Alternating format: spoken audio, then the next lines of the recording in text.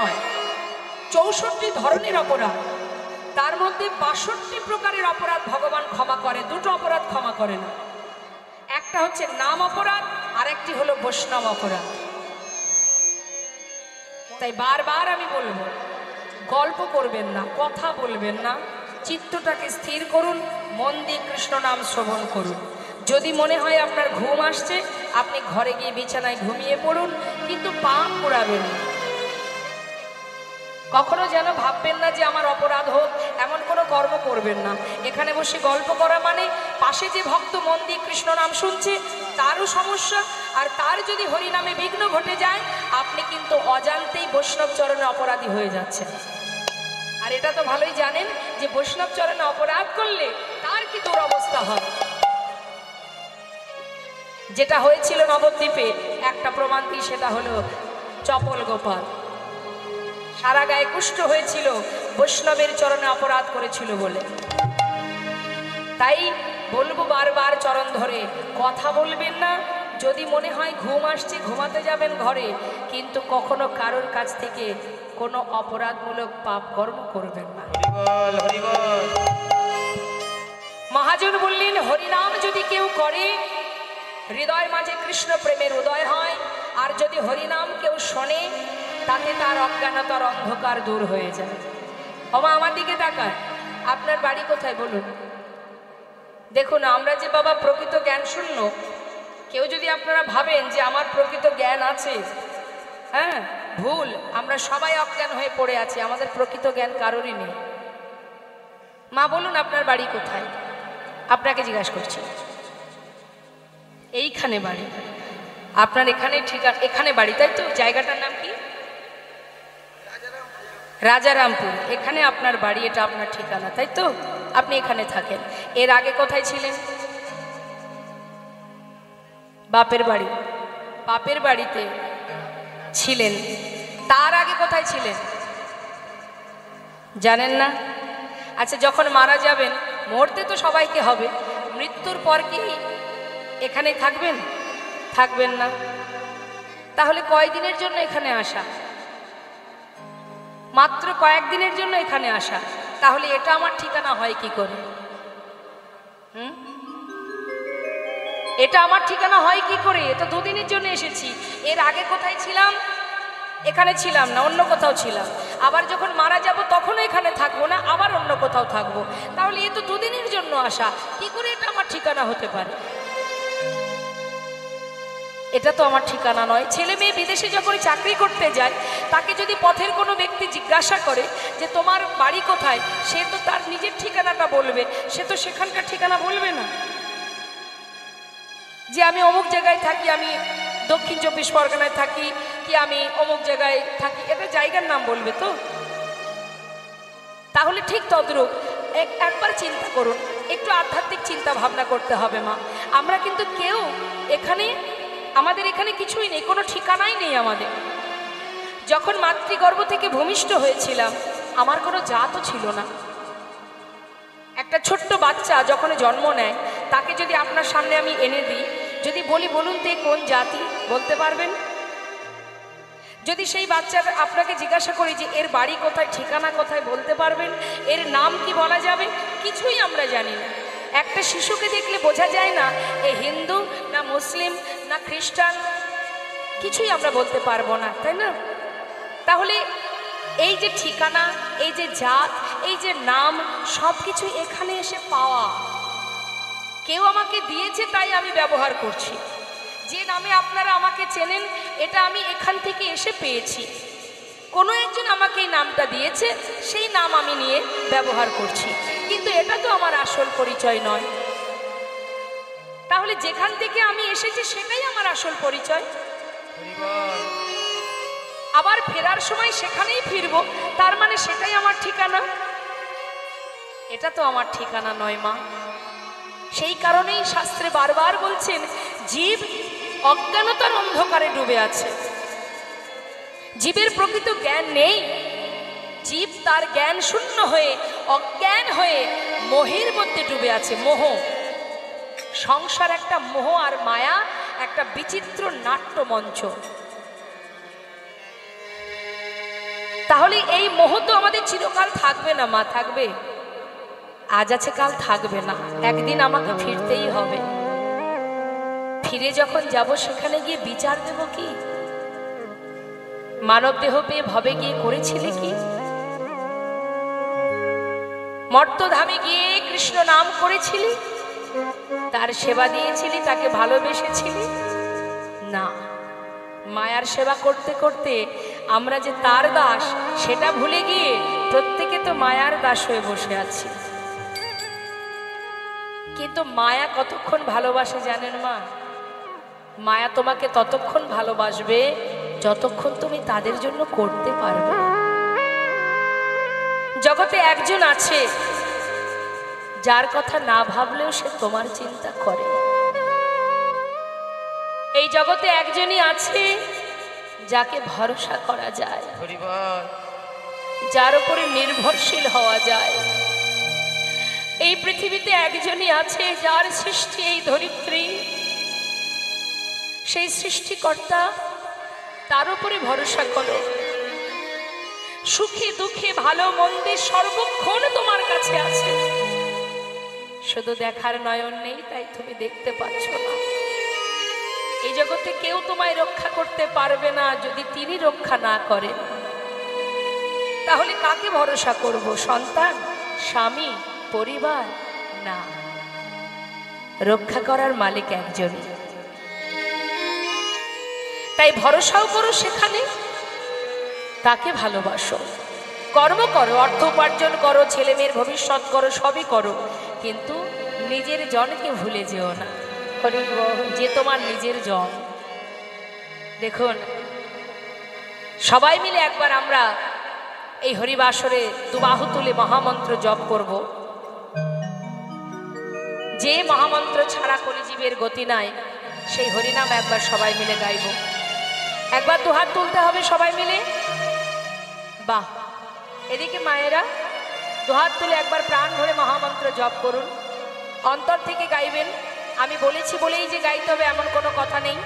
যদি আপনার মন থেকে চাই, আপনি প্রাণ ভরে গাইবেন, স্বতঃস্ফূর্ত মন নিয়ে গাইবেন। কেমন? হরে কৃষ্ণ হরে কৃষ্ণ। একটু হাত তুলতে হবে, যারা উপরে বসে আছেন একটু হাত তুলুন। হ্যাঁ, কৃষ্ণ কৃষ্ণ হরে হরে, হরে রাম হরে রাম, রাম রাম হরে হরে, হরে কৃষ্ণ বলো হরে।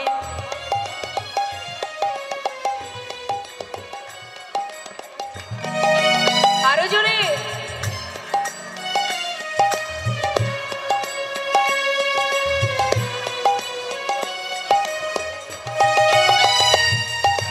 এত মিষ্টি কণ্ঠ এবং এত রিদিমে মানে তালে গাইছেন, খুব ভালো লাগছে। কিন্তু কিন্তু আরেকটু জোর হবে। হ্যাঁ, একটু জোরে মা, আরেকটু জোরে। কেমন? খুব ভালো হচ্ছে, খুব সুন্দর হচ্ছে। হ্যাঁ, প্রাণ ভরে নাম করুন, হরি বল।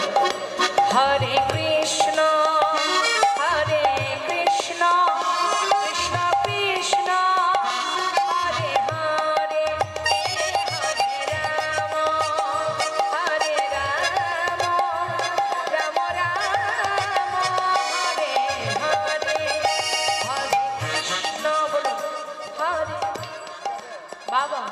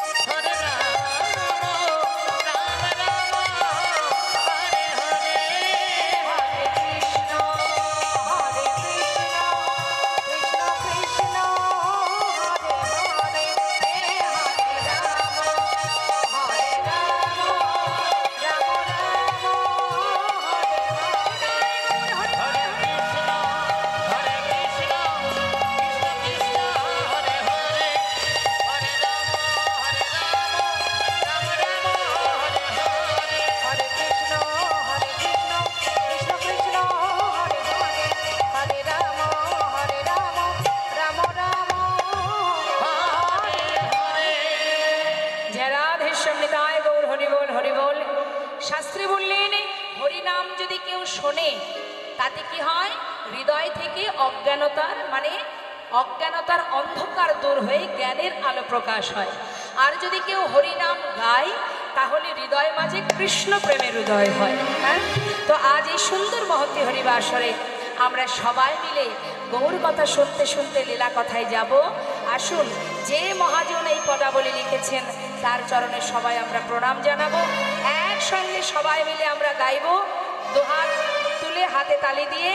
শ্রী গৌরাঙ্গের ভক্ত বনে নিত্য সিদ্ধ করি মনে, শ্রী গৌরাঙ্গের ভক্ত বনে নিত্য সিদ্ধ করি মনে, শ্রী গৌরাঙ্গের ভক্ত বনে নিত্য সিদ্ধ করি মনে। জয় ব্রজেন্দ্র সুত পাশে রে, জয় ব্রজেন্দ্র সুত পাশে রে, জয় ব্রজেন্দ্র সুত পাশে রে, জয় ব্রজেন্দ্র সুত পাশে রে, জয় ব্রজেন্দ্র সুত পাশে। গৌরমণ্ডল ভরি যে বাজানে চিন্তা মন, গৌরমণ্ডল ভরি যে বাজানে চিন্তা মন, গৌরমণ্ডল ভরি যে বাজানে চিন্তা মন। তার হয় ব্রজধামে বাস রে, তার হয় ব্রজধামে বাস রে, তার হয় ব্রজধামে বাস রে, তার হয় ব্রজধামে বাস রে, তার হয় ব্রজধামে বাস। গৃহেতে বনেতে থাকো হা গৌরঙ্গ বলে ডাকো, গৃহেতে বনেতে থাকো হা গৌরঙ্গ বলে ডাকো, গৃহেতে বনেতে থাকো হা গৌরঙ্গ বলে ডাকো। নরোত্তম মাগে তার সঙ্গ, নরোত্তম মাগে তার সঙ্গ, নরোত্তমে মাগে তার সঙ্গ, নরোত্তমে মাগে তার সঙ্গ, নরোত্তম মাগে তার সঙ্গ। ঠাকুর নরোত্তম দাসের এই সুন্দর পদাবলী দিয়ে গৌরচন্দ্রিকা আস্বাদন করলাম।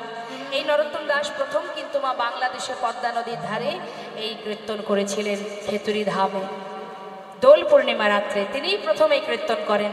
কোথায় হয়েছিল তাহলে কীর্তন? সর্বপ্রথম বাংলাদেশে, তারপর দিকে দিকে ছড়িয়ে যায়। আর গৌর হরি তিনি যে কীর্তন করেছিলেন সেটা হলো হরিনাম সংকীর্তন, অর্থাৎ মহামন্ত্র হরিনাম। হ্যাঁ, তো আসুন, আমরা এত সময় গৌর কথায় ছিলাম, এবার আমরা চলে যাব লীলা কথায়। তো লীলা কথায় যাওয়ার আগে সবাই মিলে দুটি বাহু তুলে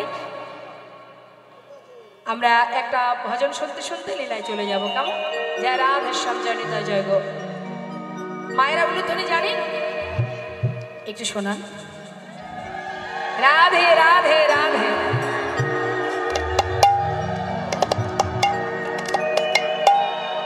বাহ, খুব সুন্দর। চলো চলো চলে যা। আচ্ছা, কে কে গেছেন বৃন্দাবনে একটু দেখি হাত তুলে দেখা। যাওয়া হয়নি? বলুন তো বৃন্দাবনের সরকারকে।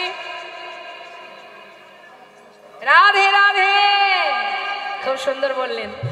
চলো চলো চলে যা। কোথায়? বৃন্দাবনে চলো রে সবাই।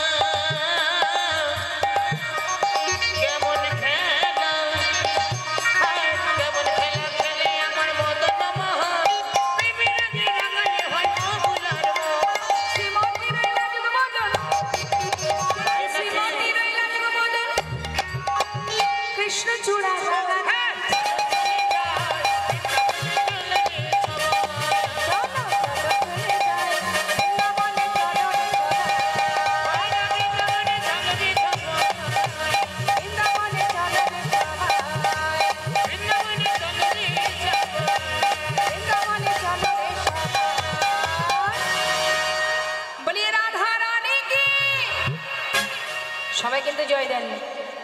যারা হাত তুলে জয় না দেবেন বৃন্দাবনে কিন্তু যাওয়া হবে না। সবাই মিলে একসঙ্গে বলবেন, বলিয়ে রাধা রানী কি, বৃন্দাবন ধাম কি, বাঁকে বিহারী লাল কি। বাহ, মনের ভিতরে একটু জোর রাখতে হবে তো, ঠিকঠাক না ডাকলে আসবে না, তাই না মা? ডাকার মতো ডাকতে হবে, না ডাকলে আসবে? হরি বল। মধুময় শ্রীধাম বৃন্দাবনে ভগবান কৃষ্ণের সঙ্গে মিলন হয়েছিল যে ভক্তের কথা আমরা শ্রবণ করব। মুর্শিদাবাদ জেলার মস্ত বড় জমিদার, যার নাতি মস্ত বড় জমিদার গোবর্ধন দাস, আহা যে বড় জমিদার, আহা এই যে লালাকে ঠাকুর দাদা নাম রেখেছিল, যার নাম ছিল বাবা গঙ্গা গোবিন্দ সিংহ। এই গঙ্গা গোবিন্দ সিংহ, তার ছেলের নাম ছিল প্রাণকৃষ্ণ সিংহ। একটু মন দেবেন কথার মধ্যে মা। আমাদের ভক্তের কথা কেন শুনতে হয় জানেন? ভক্তের জীবনী শুনলে কিছুটা অভিজ্ঞতা হয়। কি হয়? যে কেমন করে ভক্ত ভগবানকে ভালোবেসেছিল সেটা জানা মানেই কিন্তু আমরাও সেই পথ, যাতে সেই পথ আমরাও ধরতে পারি, সেই পথ অনুসরণ করতে পারি, সেই জন্য ভক্তের জীবনী শুনতে হয়। তা বলছি, গঙ্গা গোবিন্দ সিংহের ছেলের নাম প্রাণকৃষ্ণ সিংহ, আর প্রাণকৃষ্ণ সিংহের ছেলের নাম কৃষ্ণচন্দ্র সিংহ।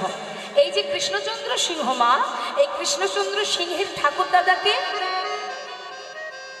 কে? ঠাকুর দাদা আমার সঙ্গে কথা বলতে হবে কিন্তু, না হলে কিন্তু জানবো আপনারা শুনছেন না। গঙ্গা গোবিন্দ সিংহ, তাই তো? ভালো করে জানুন, তিনটে জেনারেশন ভাবুন। প্রথম হচ্ছে গঙ্গা গোবিন্দ সিংহ, তার ছেলে প্রাণকৃষ্ণ সিংহ, তার ছেলে কৃষ্ণচন্দ্র সিংহ। তাহলে কৃষ্ণচন্দ্র সিংহের ঠাকুর দাদা হলো গঙ্গা গোবিন্দ সিংহ। এই ঠাকুর দাদা ভালোবেসে নাম দিয়েছিল লালা। তা এই লালা একটু একটু করে যখন তার 12 বছর বয়স, একটু শান্ত হন, শান্ত হয়ে বসুন। 12 বছরের ছেলে অনেকেরই ঘরে আছে। তার ছোট্ট ছেলেটি কাচারি বারান্দাতে বসে আছে, আর ওই জমিদার মহলে একজন কন্যাদায়গ্রস্ত পিতা, তিনি কিছু সাহায্যের জন্য এসেছেন। এখন ওই জমিদার মহলের একটা নিষেধাজ্ঞা আছে যে তিনি ওই মহল থেকে কাউকে কোনোদিন কিছু দান করবেন না, যখন তখন যাকে খুশি তাকে দান করতে পারবেন। এখন যখন একজন কন্যাদায়গ্রস্ত ব্রাহ্মণ এসে দাঁড়িয়েছে কিছু সাহায্য নেবে বলে, দ্বারে যে দাঁড়িয়ে আছে মা, দাঁড়ি প্রহরী, তার কাছে বারবার বলছে যে আমায় কিছু সাহায্য দিন। দাঁড়ি বলছে, শোনো, এখানে কিছু সাহায্য পাওয়া যাবে না, তুমি চলে যাও। কিছু সে কোনো কথাই শুনছে না। অসহায় পিতা এসেছেন কিছু নেবার জন্য, কিন্তু কোনো কথাই শুনছে না। বারবার সেই দাঁড়ি তাকে ধাক্কা দিয়ে তাড়িয়ে দিচ্ছে। আর এই ঘটনাটা দেখছে তার সন্তান প্রাণকৃষ্ণ সিংহের পুত্র লালা। দূর থেকে দেখে বলছে, দাঁড়ি, তুমি এমন করে বারবার ওনাকে তাড়িয়ে দিচ্ছ কেন? কি চাইছেন উনি? বাবু, উনি এসেছেন কিছু সাহায্য নেবেন বলে, কিন্তু জমিদার বাবুর আদেশ কাউকে কিছু কখনো সাহায্য করা যাবে না, দান করা যাবে না। কিন্তু ওকে বারণ করা সত্ত্বেও কথা শুনছে না, সেই জন্য ওকে ধাক্কা দিয়ে তাড়িয়ে দিচ্ছি। ছোট্ট ছেলে 12 বছরের শিশু লালা বলে উঠলেন, শোনো প্রহরী, তুমি ভিতরে গিয়ে আমার পিতাকে গিয়ে বলো, সে যেন আমার আদেশ, আমার পিতা যেন 1000 টাকা এই ব্রাহ্মণকে দান করে দেয়। একজন অসহায় বাবা, সে এসেছে কিছু সাহায্যের জন্য, আর তাকে যে এত বড় জমিদার, যার এত ধন ঐশ্বর্য, সে কিনা এইভাবে তাড়িয়ে দেবে? যাও, আমি আদেশ করছি 1000 টাকা যেন আমার পিতা এই ব্রাহ্মণকে দান করে। ভিতরে যেই না প্রহরী গেছে, সেই কথা শোনা মাত্রই বলে উঠলেন, এত বড় স্পর্ধা আমার পুত্রের, 12 বছরের শিশু, সে কিনা আমার উপরে আদেশ করে, জমিদারের উপরে আদেশ করে।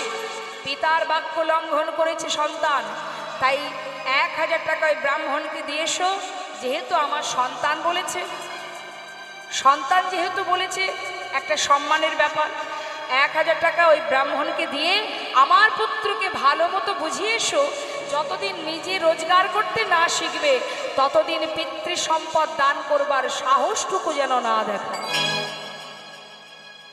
এই কথা যেই না শুনেছে মা 12 বছরের ছেলে লালা, শোনা মাত্রই জীবনে মনে মনে স্থির করে নিলেন, যার এত ধন ঐশ্বর্য, যার এত সম্পদের মালিক, আজ তার মন এত ছোট, এত নিচু মনের মানসিকতা যার, তার সন্তান হয়েছি আমি। এক অসহায় পিতা, কন্যা দায়গ্রস্ত ব্রাহ্মণ দ্বারে এসে দাঁড়িয়ে আছে, তাকে 1000 টাকা দিতে পারছে না, তার সন্তান আমি। সনদারি, পিতাকে গিয়ে জানিয়ে এসো, আমি কথা দিলাম যতদিন আমি নিজে রোজগার না করব আমি পিতার একটা কোনা সম্পদ আমি কখনো কাউকে দেব না। যেমন পিতা তার তো তেমনই সন্তান হবে গো মা। কি করলেন? মনের জেদ, মনের প্রতিজ্ঞা যে এমন পিতার মুখ আমি আর দেখব না।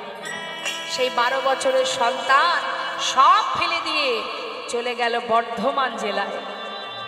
বর্ধমান জেলাতে এসে একটা ফেরেস্তাদারে 20 টাকা বেতনে কাজ করতে শুরু করে দিল।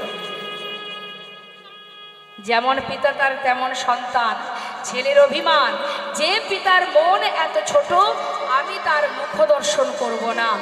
আর এদিকে বাবা, তার তো বয়স হচ্ছে, সন্তান চলে গেল, 20 টাকা বেতনে ফেরেস্তাদারে কাজ করতে শুরু করলো। আর এদিকে দেখতে দেখতে পিতা শয্যাশায়ী হলেন। কিন্তু এমনই ভাগ্য মা, সামান্য একটি ভুলের কারণে আজ চিরতরে সন্তানের বদল না দেখে প্রাণ হারাতে হবে। সমস্ত এলাকাবাসী, প্রজাবর্গ সবাইকে পাঠিয়ে সন্তানকে ফিরিয়ে আনার চেষ্টা করলো, কিন্তু কোনো মতেই ছেলে ফিরল না।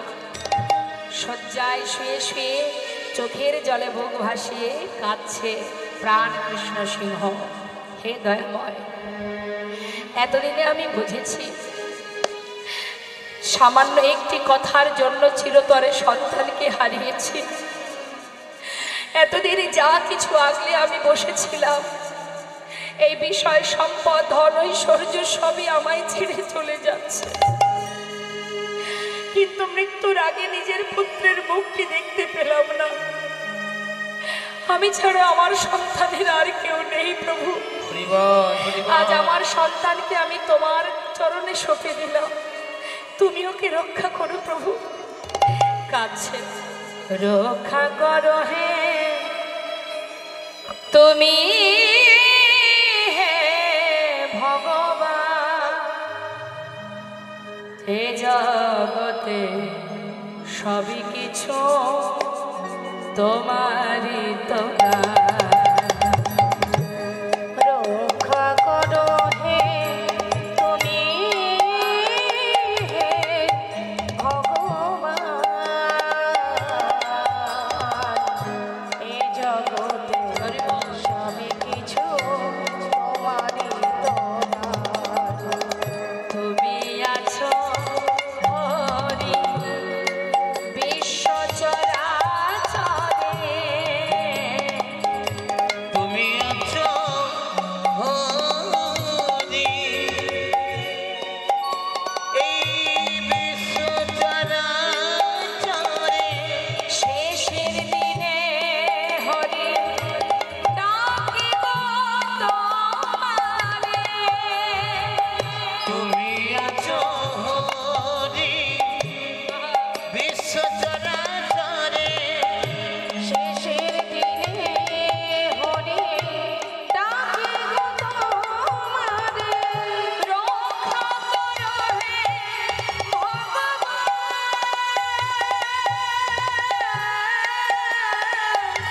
রক্ষা করো হে ভগবান। রক্ষা করো হে ভগবান।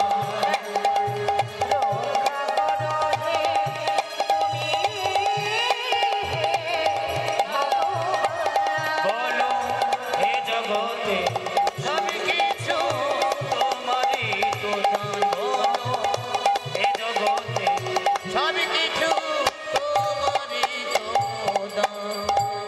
আমরা যখন মোহে ডুবে যাই না মা, আমরা ভাবি সবই আমার, কিন্তু যখন আমাদের অন্তিম সময় আসে তখন আমাদের চৈতন্য হয় যে এ জগতে যা কিছু আমি পেয়েছি সবই তোমারই দান। নিতাই গৌর হরি বল।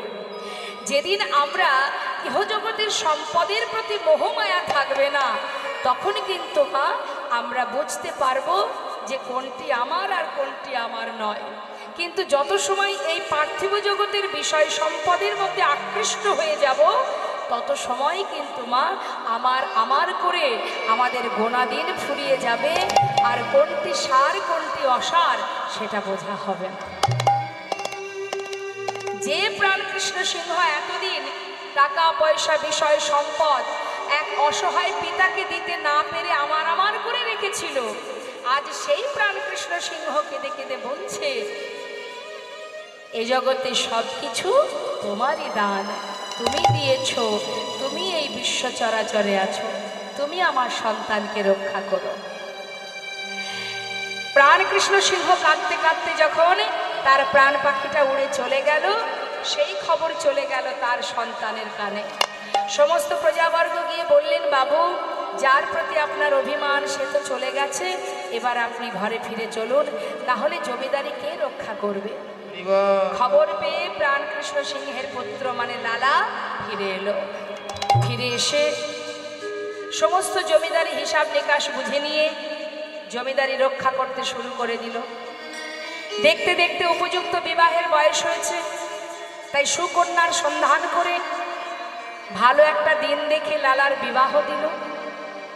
বিবাহের পর সুখে স্বাচ্ছন্দ্যে দিন কাটে, আনন্দে দিন যায়। কিছুদিন পর তার একটি পুত্র সন্তান হলো। ছেলের নাম রাখলো ভগবানের নামে নারায়ণ। আবার লালার একটি পালিতা কন্যা আছে মা, যার নাম রেখেছে সুমতি। তাহলে সংসারে মাত্র 4 জন, জমিদারি রক্ষা করছে আর সুখে স্বাচ্ছন্দ্যে দিন কেটে যাচ্ছে। কিন্তু দেখুন এইভাবে দিন কাটতে কাটতে হঠাৎ তার ভিতরে একটু একটু করে ত্যাগের সৃষ্টি হয়। যত সময় তোমার ভিতরে ত্যাগের সৃষ্টি না হবে তত সময় কিন্তু তোমার চৈতন্য চেতনা আসবে না। তাই দেখুন ত্যাগ কিভাবে হচ্ছে, কোথা থেকে হচ্ছে। এই যে সুন্দর হরিবাসরে আপনারা বসে আছেন, ঘন্টার পর ঘন্টা কৃষ্ণ নাম শ্রবণ করছেন, বসে আছেন, নিশ্চয়ই আমাকে দেখার জন্য বসে নেই, বসেছেন কৃষ্ণ নাম শোনার জন্য। তা সেই যে নাম শুনছেন আপনারা, শুনতে শুনতে যদি কখনো কোনো কথা আপনার হৃদয় স্পর্শ করে, সেখান থেকেই আপনার ভক্তি সৃষ্টি হবে, সেখান থেকেই কৃষ্ণ প্রেম জাগরিত হয়। তাই কখন কার মাধ্যম দিয়ে কি হবে কিচ্ছু বলা যায় না মা। আজ দেখুন লালা এত সুখে আছে, জমিদারি রক্ষা করছে, ধন ঐশ্বর্যে পরিপূর্ণ, সংসারে সুখ মহা সুখে আছে। হঠাৎ এক ভিখারি দ্বারে এসেছে ভিক্ষা নেবে বলে। এখন লালা কি করেছে, নিজে সেই সদর দরজায় দাঁড়িয়ে ভিখারিকে বলছে, ভিখারি তুমি ভিক্ষা করো, কেন করো ভিক্ষা? তখন সেই ভিখারি বলছে, বাবু আমি ভিক্ষা করি কেন শোনো। বাবু গো, বাবু গো,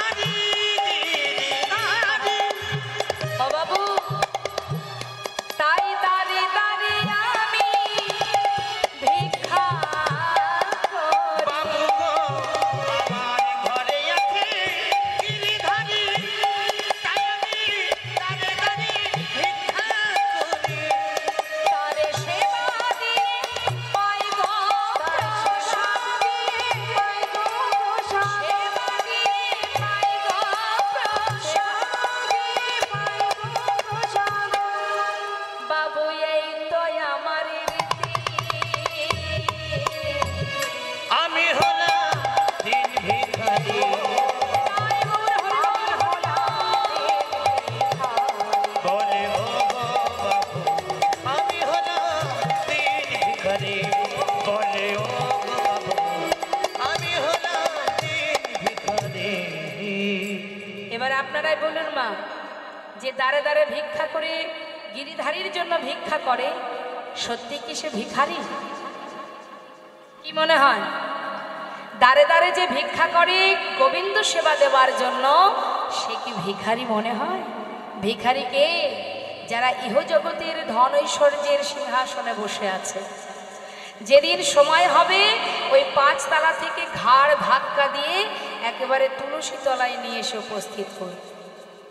কিন্তু যে জন কৃষ্ণ ধনে ধনী, গৌর ধনে ধনী, যে জন ভগবানের জন্য ভিক্ষা করে, প্রভু সেবার জন্য ভিক্ষা করে, তার প্রমাণ অনেক আছে। যেমন কৃষ্ণের প্রিয় সখা সুদামা একটু একটু করে জীবনের সব সুখ কেড়ে নিয়েছিলেন গোবিন্দ। কেড়ে নিয়ে তার স্ত্রী, তার সন্তানদের নিয়ে গাছতলাতে জীবন কাটিয়েছে। অবশেষে সেই সুদামা বসেছিল দ্বারকায় ভগবান কৃষ্ণের সেই সোনার রাজ সিংহাসনে। তাহলে যে গাছতলাতে জীবন কাটিয়েছে তার জায়গা হলো সোনার সিংহাসনে, আর আমরা যে স্বাদের 5 তালা বিল্ডিং তৈরি করে এসি ঘরের মধ্যে দিন কাটাচ্ছি, সময় যেদিন হবে সেদিন সেখান থেকে ধাক্কা দিয়ে নিচে নামিয়ে দেবে। অর্থাৎ জগতে সেই হচ্ছে ধনী যে জনে কৃষ্ণ ধনে ধনী, যে জন প্রভুর নামের ধনে ধনী, সেই তো হচ্ছে মহাধনে ধনী। আর আমরা যে ধনের ধনী, আজ আছে কাল থাকবে না। আজ যেখানে আমি মালিকানা করছি, কিছুদিন পর দেখবেন আমার ওই আসনে আর একজন এসে বসেছে, সে হলো আমার সন্তান। তাই তো বাবা? আবার আজ যেখানে আমি মালিকানা করছি, তার আগে আর একজন ছিল। সে কে ছিল? আমার পিতা ছিল। পিতা নেই তাই আজ আমি বসেছি, আবার আমি যখন থাকবো না আমার ছেলে এসে বসবে। তাহলে এগুলো তো আমার নয়। যেখানকার জিনিস, ব্যাংকের টাকা ব্যাংকে থাকবে, বাড়ি গাড়ি যে যেখানে আছে সেখানেই পড়ে থাকবে, আমাকে শূন্য হাতে চলে যেতে হবে। এবার সেখানে গিয়ে বিচার হবে, বাছাই হবে। যারা মাছ ধরতে যায়, ধীবর যারা মাছ ধরতে যখন যায়, জাল ফেলা মাত্রই জালের মধ্যে যত মাছ ওঠে সব নিয়ে বাজারে বিক্রি করে দেয়, তাই না মা? কিন্তু যদি কখনো মনে মনে ভাবে যে আজ আমি একটা মাছ খাবো, তখন কি আর ওই যেটা পাবে সেটা নিয়ে ঘরে যাবে? তখন কিন্তু বাঁচবে, বেছে বেছে নেবে, এটা না ওটা, এটা না ওটা, না এটা নেব না। যেটা নিতে মন চাইবে না আবার সেটা জলে ফেলে দেবে। এইভাবে বাছাবাছি করে বেছে যেটা তার পছন্দ হবে সেটা নিয়ে ঘরে যাবে। হরি হরি। তা ঠিক তদ্রূপ আমাদেরও বিচার সবাই সেখানে গিয়ে ভগবান বাছাই করবে। যে জন ভিখারি হয়ে দাঁড়ে দাঁড়ে ভিক্ষা করে, কৃষ্ণ নাম করে ভিক্ষা করে ভগবানের সেবা দিয়ে দিন কাটিয়েছে, ভগবান তাকে নেবে, না ধন ঐশ্বর্যের মালিকানা করে দিন অন্তে ভগবানকে সেবা দেওয়ার সময় হয় না, মায়ার বালিশ মাথায় দিয়ে মনের শোকে ঘুমাচ্ছি আমরা, আমাদেরকে নেবে মনে হয়? কাকে নেবে? হরি বল। যেই দেখবে সবাই আমরা ভগবানকে ভালোবাসি, কিন্তু তার মধ্যে ভালো আর মন্দ থাকে না মা? 1 নম্বর 2 নম্বর স্পেশাল থাকে না? তা যে জন কৃষ্ণ ধনে ধনী তাকে তুলে নেবে, আর আমাদেরকে আবার মর্তে পাঠিয়ে দেবে। যা, এখনো সময় হয়নি তোর, সময় হোক, তারপরে আমি তোকে টানবো, তারপরে তোকে আমি কোলে তুলবো, এখনো তোর সময় হয়নি। ওই বিশ্ব ব্রহ্মাণ্ডে গিয়ে আবার ভ্রমণ কর। নিতাই গৌর হরি বল। ছুড়ে দেবে আবার। তাই বলছেন মহাজন, আজ দাঁড়ে দাঁড়ে ভিক্ষা করে সেই ভিখারি গিরিধারী সেবা দিয়ে তারপরে প্রসাদ পায়। লালা বলছে, দাঁড়াও ভিখারি, অপেক্ষা করো। অনেক দামি দামি রত্ন মা একটা সুন্দর কাপড়ের মধ্যে পুটুলি বেঁধে ভিখারিকে দিয়ে বলছে, নাও ভিখারি, এটাতে কি আছে বাবু? দামি রত্ন আছে, নিয়ে যাও, তোমার কাজে লাগবে। ঠিক আছে, তাহলে আমি আসি বাবু। এই বলে যখন মাথায় করে নিয়ে যাচ্ছে, কিছুটা পথ যাবার পর সেটাকে আবার জঙ্গলের মধ্যে ছুঁড়ে ফেলে দিয়ে, এখন লালা দূর থেকে এই ঘটনাটা দেখে চিৎকার করে বলে উঠলেন, আয় ভিখারি, এত বড় সাহস তোমার, যা কিছু দিলাম তুমি ফেলে দিলে, কেন ফেলে দিলে? বাবু, অপরাধ নেবেন না, আপনার দেয়া সম্পদ আমি মাথায় করে নিয়ে যাচ্ছিলাম, হঠাৎ কি পিছন থেকে আমাকে যেন বলল, ভিখারি, এই ভিখারি, এগুলো নিয়ে কোথায় যাচ্ছিস তুই? ওই জমিদারের মতো ধনী হতে চাস? আমি তো কোনোদিন তোকে বলিনি যে আমাকে রাজভোগ খেতে দে, আমাকে ক্ষীর সর ননি মাখন এনে দে, দাঁড়ে দাঁড়ে ভিক্ষা করে যা পাস আমি তো তাতেই খুশি, ফেলে দে রে। ওর মতো ধনৈশ্বর্যের যদি মালিক হয়ে যাস, দিনে দিনে তুই গোবিন্দ ভুলে যাবি। ওরে আয়, আমার কাছে আয়, ওগুলো ফেলে দে, আয় ভিখারি আয় রে ফিরে, ভুলে যা